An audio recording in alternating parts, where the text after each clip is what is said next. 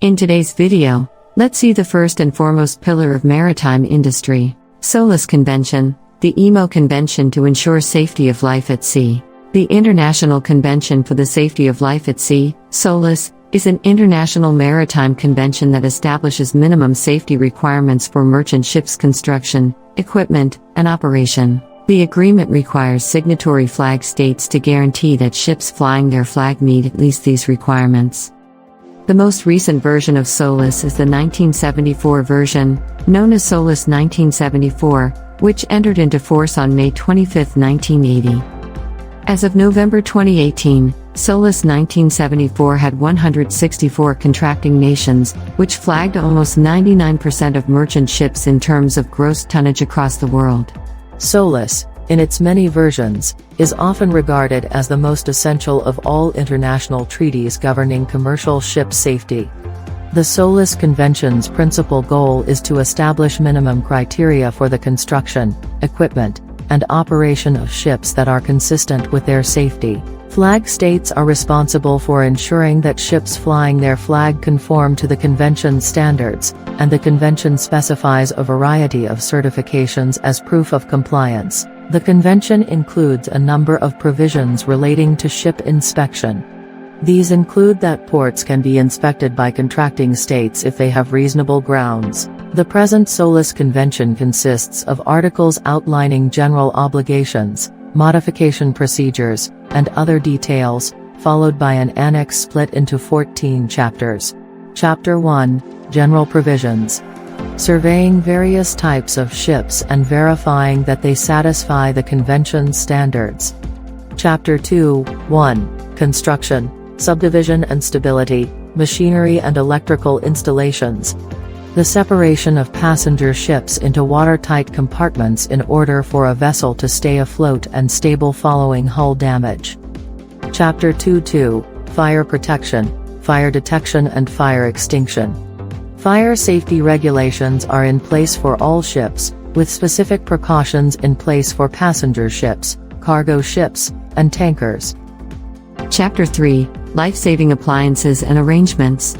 Life-saving equipment and arrangements, including needs for lifeboats, rescue boats, and life jackets based on ship type. The International Life-Saving Appliance Code specifies the exact technological criteria. Chapter 4, Radio Communications. The Global Maritime Distress Safety System mandates that passenger and cargo ships traveling internationally carry radio equipment, such as satellite emergency position indicating radio beacons and search and rescue transponders. Chapter 5, Safety of Navigation.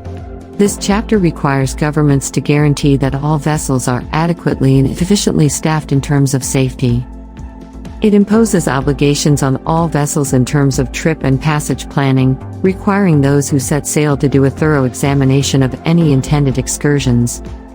Every mariner must consider all potential hazards to navigation, weather forecasts, tidal projections, the crew's competency, and all other pertinent variables. It also includes a need for all vessel masters to help individuals in trouble and regulates the usage of life-saving signals with particular criteria for danger and distress messages. It differs from the previous chapters in that these rules apply to all boats and their personnel, including yachts and private craft, on all journeys and trips, including local ones. Chapter 6, Carriage of Cargoes. Except for liquids and gases in bulk, requirements for stowing and securing all types of cargo and cargo containers. Chapter 7, Carriage of Dangerous Goods. The International Bulk Chemical Code, the International Code of the Construction and Equipment of Ships Carrying Liquefied Gases in Bulk, and the International Maritime Dangerous Commodities Code must all be followed while transporting dangerous goods. Chapter 8, Nuclear Ships. Nuclear-powered ships must adhere to the Code of Safety for nuclear merchant ships, notably in terms of radiation risks. Chapter 9, Management for the Safe Operation of Ships. Every shipowner, as well as any person or organization who has accepted responsibility for a ship, is required to follow the International Safety Management Code. Chapter 10, Safety Measures for High-Speed Craft. Makes the International Code of Safety for High-Speed Craft compulsory. Chapter 11-1 Special Measures to Enhance Maritime Safety. Organizations responsible for conducting surveys and inspections, improved surveys, the ship identifying number scheme, and operational needs are all included. Chapter 11-2 Special Measures to Enhance Maritime Security.